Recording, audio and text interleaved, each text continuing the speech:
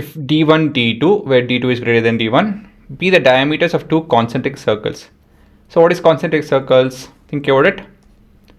And c be the length of the chord of a circle which is tangent to the other circle, then prove that. That's your following question. Okay, so how to do this?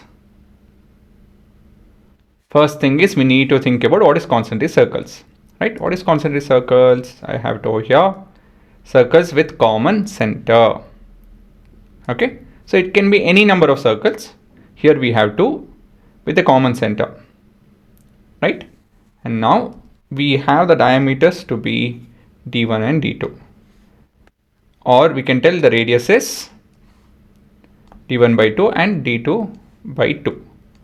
So since d2 is greater than d1, this would be d2 by 2 and this would be d1 by 2. d1 by 2. Okay, next thing is what? We have a chord of a circle. Of which circle? Which is tangent to the other circle. What does it mean? This is the critical part. If you guys are able to answer this, then we are almost done with the answer. This guys, this is the chord. It is tangent to the first circle, inner circle, and chord to the outer circle. Does it make sense? Let's label it AB, and that would be O, and that would be P, and this thing is your diagram. So we have this entire length to be C, so this will be C by 2. Agree? Why is that and how is that? That you guys have to think. And your clue being this. We have done a similar aspect regarding a similar question. Think about it. Okay, now let me start the answer.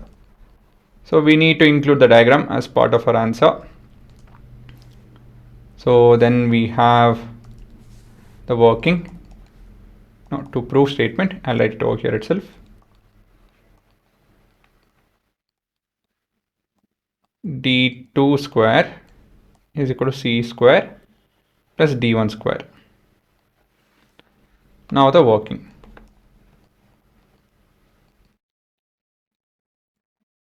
Where should we start with?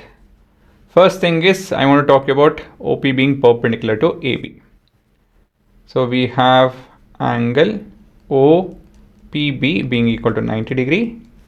The reason is OP is the radius, as the radius is,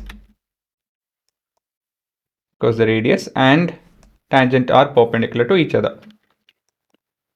Our radius is perpendicular to the tangent at the point of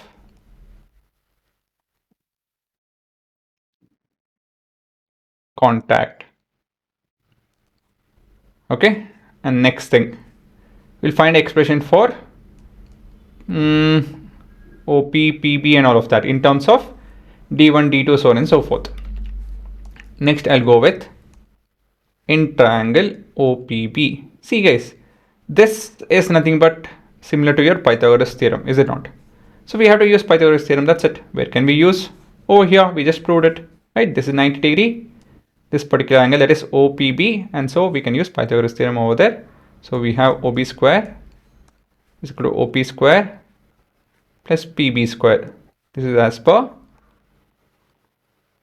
Pythagorean theorem. And so we have OB, which is the radius of the outer circle. So this will be D1 by 2, right? As it's the radius. Then we have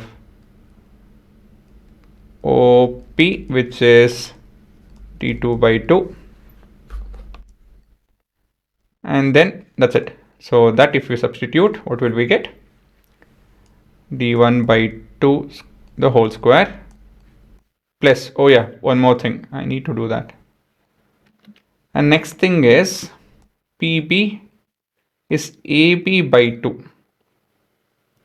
Okay, Why is this? This is something that's very critical. Let me write it a bit below and let me give off the reason over here. I know it's kind of obvious, but a radius is half of the diameter by 2.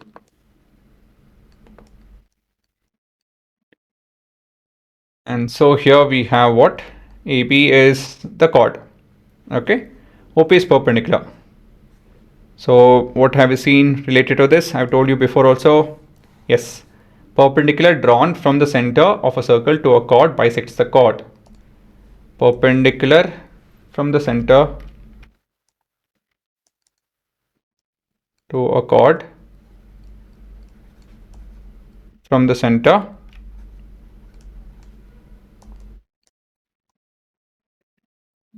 bisects the chord.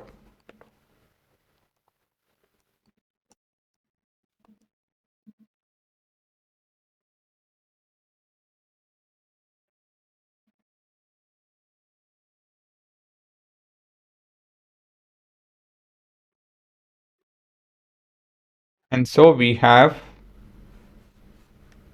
d2 square, d2 by 2 the whole square is equal to d1 by 2 the whole square plus AB, that is C by 2 the whole square. Agree? Right?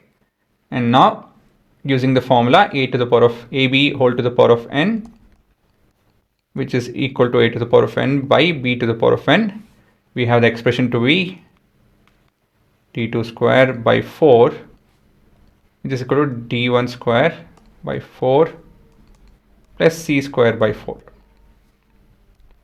And this entire expression, when multiplied with 4, what will we get?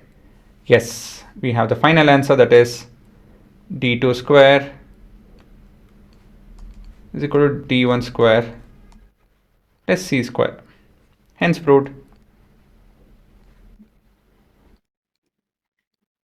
Right? That's it.